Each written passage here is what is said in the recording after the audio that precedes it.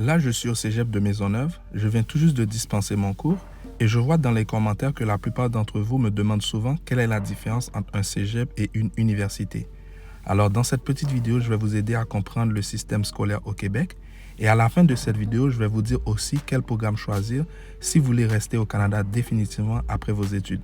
Au cégep, on trouve des formations de 3 ans. Quand tu es diplômé au cégep, tu obtiens un diplôme d'études collégiales.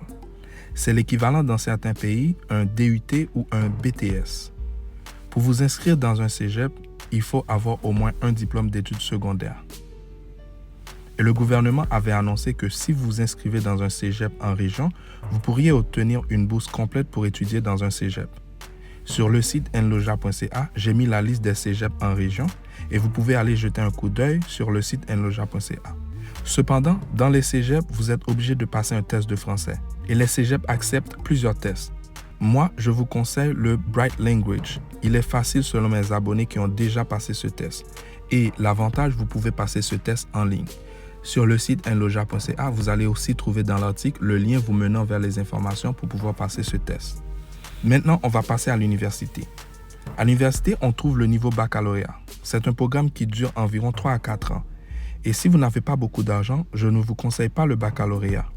Car si vous n'obtenez pas la bourse, vous allez devoir prouver beaucoup plus d'argent lorsque vous allez déposer votre demande de permis d'études pour le Canada.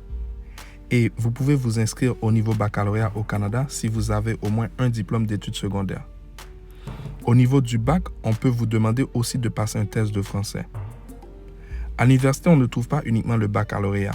On trouve aussi le DESS, qui est un diplôme d'études supérieures spécialisées. On trouve aussi la maîtrise, le doctorat, on trouve aussi le certificat, etc. Il existe d'autres programmes comme le DEP, qui est un diplôme d'études professionnelles, l'AEC, qui est une attestation d'études collégiales, il y a l'ASP, etc.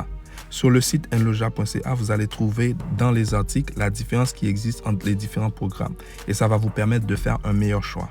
Maintenant, quel programme je vous conseille si vous voulez rester au Canada après vos études? Je vous conseille de choisir le DEC plutôt que le baccalauréat. Je vous conseille de choisir la maîtrise plutôt que le DESS. Je vous conseille de faire un DEP 1800 heures plutôt que l'AEC ou l'ASP. Pour plus de contenu, abonnez-vous, aimez cette vidéo et partagez-la.